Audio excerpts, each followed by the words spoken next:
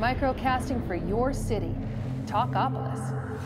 Bandwidth for today's show is brought to you by SoftLayer.com. We love SoftLayer here at Talkapolis. They are the greatest hosting company ever. They make everything easy. Check out their website at SoftLayer.com. Thanks again for sponsoring the show. Also by Nashville Violins, the string player's #1 choice for their string instrument needs. Nashville Violins offers everything from lessons to repairs. Make sure you check them out at NashvilleViolin.com. You're watching Music Business Week. Our guest is Wally Wilson. Wally Wilson's in the studio, people. Woohoo! Right across the street. We're so lucky to have a guy like Wally Wilson in the neighborhood, and we finally managed to drag you in here. Wally, if you don't know, is a Grammy-nominated hit record producer, music publisher, and accomplished songwriter. You've penned hits for Rascal Flatts, Joe Cocker, Amy Grant, Lonestar, GILL, and many, many more. But take us back to the beginning. How did you get into, I know you're a tremendous piano player, and I'm assuming you started as a musician, but how did it all start for you in music and then going in the business side here in Nashville? In Nashville? Yeah, in Nashville. Well, I came from Texas, and so I wouldn't get killed.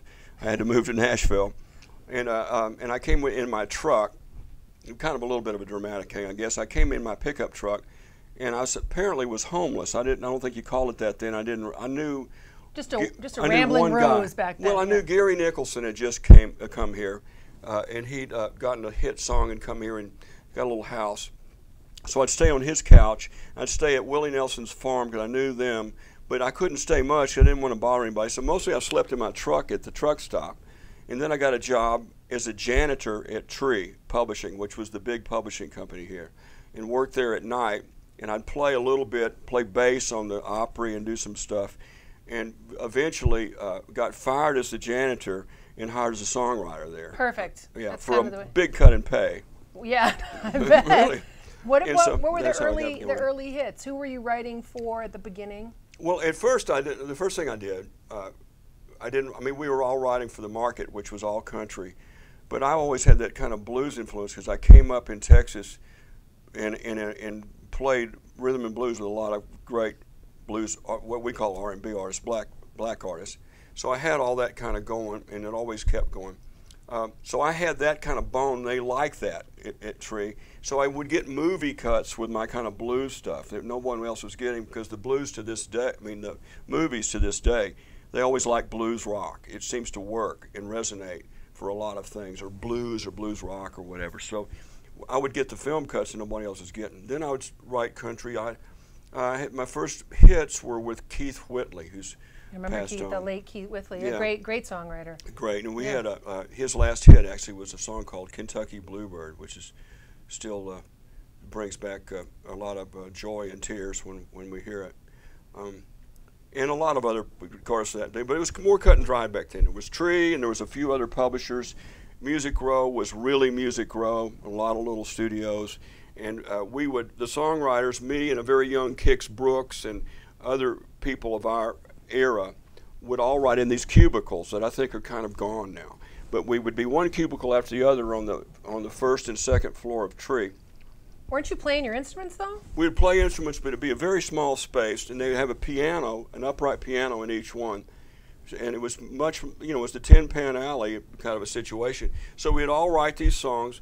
We'd record them on reel-to-reel tapes. We'd give them the song plugger. They'd take them to the 10 or 15 producers and artists, because in person they'd bring the tape with them and then play it. There was no other way to do it. Yeah. We could kind of think about it now. It's so easy, but you record it on reel to reel, and they'd have to put in the reel of tape and grind it to the place and get it to the right song and have little leaders in between. They still call these places the tape copy room, because they were copying tapes that you would make. What year are we talking about? What era is this? This was 1980 and 81. 1980. Which was right at the very end of the golden era. It was right past, Willie Nelson was still at Tree, and Harlan Howard. I was fortunate to be around, and Curly Putman, who wrote The Green Green Grass of Home, and Roger Miller, who had passed on by then, but all those catalogs were there, so we were standing on the shoulders of giants, Wow.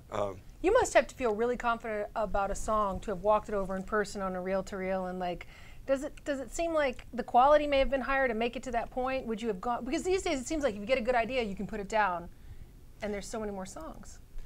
I suppose, I don't know if there's a matter of confidence, Greta.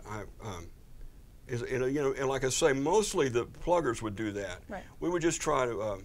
I struggled through those first years and tried to figure out what I was doing, and almost got dropped a couple of times. I've never been dropped, but the first time, I mean, when I first got hired as a songwriter, I went, well, this is great. I mean, I don't have to work so much anymore. So I went home, smoked a lot of dope, watched TV, and tried to come up with an idea. And somebody called me up and said, hey, if you don't get a cut pretty soon, they're going to drop you. I went, oh, shit. Yeah, so I went to work, yeah. and I worked very, very hard from then on. It kind of was a wake-up call for me, realizing this is a factory town, and you really do have to work at this every day. That was a big wake-up for me. Were you playing a lot live with other bands, too? I was playing with a band called the King Snakes, and we had a group. They were all kind of gone on to be pretty good. I was the worst guy in the band, and I'm a pretty good player. Mm-hmm. But we had James Stroud on drums, and Kenny Greenberg on guitar, Mike Henderson on guitar, and Glenn Worf on bass, and me. Yeah, wow. Yeah, I can see that's pretty A-team lineup there. Yeah. Yeah, and including you. Well, you know, and we played the blues, and we got real popular, and we would do that on Monday nights. And we knew we were screwed because people started wanting to give us a record deal. We said, as soon as we get a record deal, we're in big trouble. You won't be friends anymore? Or what? Well, it just kind of, it'll blow up because it was so much fun. Mm-hmm. And it got to be where we played the Bluebird, and there'd be a line, literally, it's nothing like it since, 3 or 4 blocks long. We had to play sometimes and close off the parking lot out front. I don't know if you were around at that time, but it was a big, no, this was in the 80s, in the early 80s. Wow. And it was really a phenomenon. You've done so many different things in the industry. Is there a part of it that's your favorite when you go to work in the morning? Yeah, now it changes. It's changed through time, but now at my age, my favorite thing is watching and coaching and listening to young people and trying to nurture their career. My son Skylar, I'm very, very proud of him and what he does. He's a bit of a chip off the old block in the good and bad ways. I think you guys have met Skylar out here. But. Yeah, he's done the show, and he was great. He did remind you so much of you. He's doing so many cool things, but he seems to be in that kind of tastemaker spot right now in town. Mm-hmm. So over there at Skyville, where you and your partner, Paul Worley, it's a publishing company, but it's also picking up some of the slack for where record labels used to do a lot of artist development, That's exactly right. So tell me how the process would go. I mean, who you're working with now and how the process would go. I mean, I bet tons of new artists coming to town are clamoring to come and meet with you guys. You've had so many hits, so much recent success that, you know, Paul's had with Lady Antebellum and different acts. What are you looking for? How do you decide? Well, that's a great question, and everyone has a little bit of, even Paul and I have a different criteria, but it starts out by realizing what we try to remember is that we're in the music business and not the business music. I think that's real important, and I say it all the time. A lot of people these days, song publishers and everybody will come to work, they'll want to hear some kind of formulaic hit, they'll want to pass that on to the next person in line, whether it's an artist or a label. They want the label to record or the person to record a formulaic hit, get it on the radio so they can get another paycheck and go back to work. And when they go home, they listen to Jackson Browne or 9 Inch Nails or anything besides what they're doing. And when I came to town, we were passionate about, I loved R&B, but I loved country music, and I still do. So we try to do music that resonates with us. We try to find artists that can sing. If we're going to produce, if you can sing, then you make a producer look good, and it's a lot more fun. Helps a lot. Well, we just hardly can't do it any other way. I don't It can blame be you. done, but you know, I mean, really, really, really, really sing. Because country music is one of those art forms where you do have to go out and be able to perform that. You've got to haul the mail. That's right. I mean, and if you can't, there better be other special qualities. I mean, everybody talks about Taylor Swift, and you know, like, well, she fudged a little bit, this and that and the other, but Taylor Swift is, first of all, gotten to be a very good singer, and she's so powerful in so many other areas. Obviously, she speaks for herself, but mostly you check off the boxes, and what artist development is if there's a box that's not checked off, and by check off the boxes I mean, are they attractive in some way? You don't have to be beautiful, but just some way. Do they walk in a room and everybody goes, holy shit, who's that? If they don't do that, but you see that that's in them, then you try to bring that out in them. Are they good writers? can you make them better writers? Are they great singers? And that's almost, you have to kind of be one. And just right on down the line. And then what we do is we fill in the holes. We fill in the places and try to nurture the places that they're not. And is the idea to sign them to another label at the end of that process? Well, yeah, we learned the hard way that that's what we want to do. We had a record company called Skyville Records, and we got our asses handed to us for about $2 million, and I don't want to have a promotion company, which is what it takes, a radio promotion company. I want to leave that to someone else. The experts. Yeah, just somebody, because it's all, you know, to get a hit, you have to have leverage, and that's the one thing that the major labels still have. They have a lot of other stuff that maybe they got late to the party on, but they have a lot of leverage, and there's still a lot of very, very good and high quality people at major labels that know what they're doing that we can partner up with. For the youngsters who are coming through your doors, how important do you tell them that country radio is for their success? It's everything. It still is. I mean, if you want to be a mainstream country star, really, in any, if you think about it, one way or the other, you have to have a hit. Yeah. And there are very few other ways in any format, rather than getting out there on radio or television or some way or another, it has to end up on terrestrial radio if you're going to be a worldwide sensation. I mean, tell me who hasn't been. Yeah. Adele? No, she certainly has been. Anybody. She's at the top of the funeral list we read last week of music that you picked for that. Tell me the intern story at Skyville. The intern story? Yeah. Oh yeah, about interns. Oh, yeah. I know what I was going to tell you. Well, we have our friend here, Emma, is with us today. Is behind the camera there. Hi, Emma. Going to Belmont. And yeah, and she's going to Belmont, and we, I don't know if I told her this, but I usually try to tell this story. John Hadley, you know John? Mm-hmm. My friend John Hadley was an art professor at the University of Oklahoma for 19 years. He quit a year before his tenure where he would get famous. That's John. But he was a professor and a great artist. He wrote a lot of great songs, but he was also a tremendous visual artist.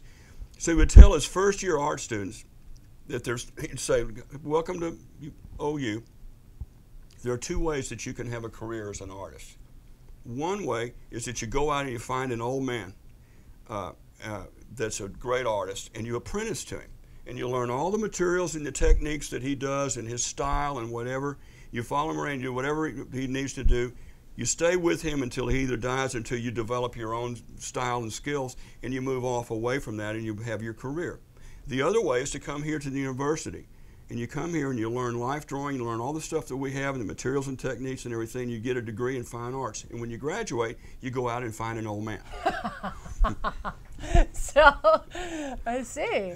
And it's kind of that way in the music business. But you enjoy the mentoring, and you enjoy, I mean, when I met you in the early 90s, it was so different here in Nashville. Yeah. And you seem to have kept a great attitude about everything that's changed, when a lot of it looks like it must have been a huge challenge from the business end. Yeah. And so, but you guys have just kind of evolved. We don't have any choice. We don't have any choice. That's right. We're sitting here right now, right? That's right. We both evolved. Making history. That's, you got to. It's like my son's favorite thing, Pokemon. They're always evolving. Yeah. Just to wrap it up, what was it like touring with Bo Diddley and Jimmy Reed? Oh, that was the best. Jimmy Reed, I think about Jimmy Reed all the time. I was listening to him the other day, and if anybody out there doesn't know who Jimmy Reed is, I strongly suggest that you go to iTunes and download a couple of his songs, because it's just amazing. I mean, just look up Jimmy Reed and get a couple of them. He's incredible and an unheralded harmonica player. The great thing about Jimmy Reed was he sang blues that had a melody.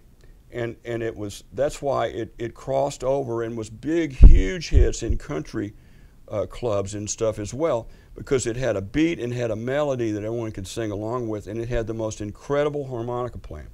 But Jimmy was a huge drunk, and I've got stories about him. We'd have to find him, and he'd be playing the harmonica in a bathroom, and you'd drag him on stage, and he couldn't remember his song, couldn't remember the words, and a nightmare in most of the ways because he was such an alcoholic. Bo Diddley was great. Every show I ever did with Bo Diddley was some type of great, and I did a lot of them all over the country. And at Gatemouth Brown I played with a lot, but Bo Diddley in particular First time we played with him was me and Gary Nicholson, and we were in Corpus Christi, and we had a band. And on the way down from wherever we were to Corpus, the trailer leaked. It was raining, big storm, and all I had to play that back then was a Wurlitzer piano, electric piano, Those are and cool. it got saturated with water. And They're electric. electric, yeah, and I didn't know what to do. I had no idea. There was no piano on stage. I didn't know what to do. It was a 4-piece band I had to play. So Bo Diddley showed up, and I'm backstage cussing and crying, and he said, "Oh shit, man," and he said, "I know all about this." And he took the top off. He sat down on the floor with me. I'd never met him, and he was a big star back then. It was your first gig with him? Yeah. Oh my goodness. He sat down on the floor with me. He got out a hairdryer, and he dried out the keys himself and took them apart and put it back together himself.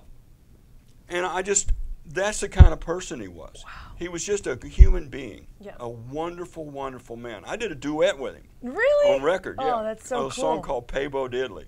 I want to hear that. Yeah.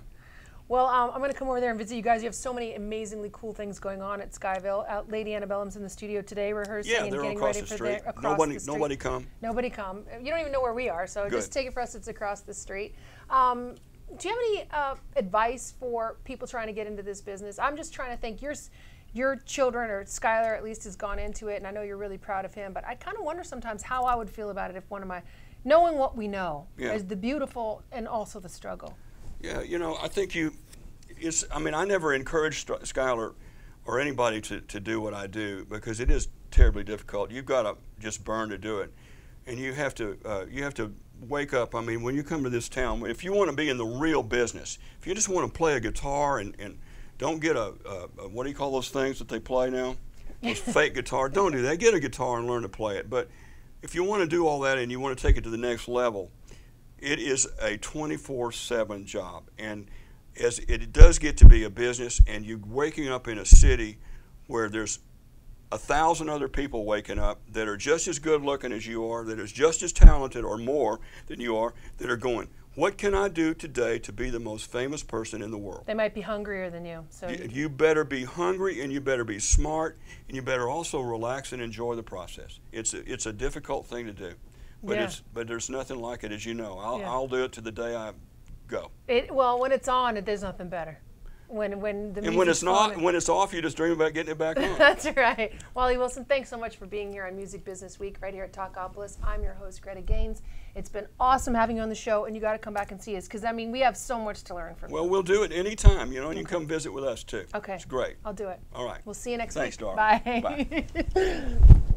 Yeah, do Our come first over anytime. on-air hug. Microcasting for your city. Talkapolis.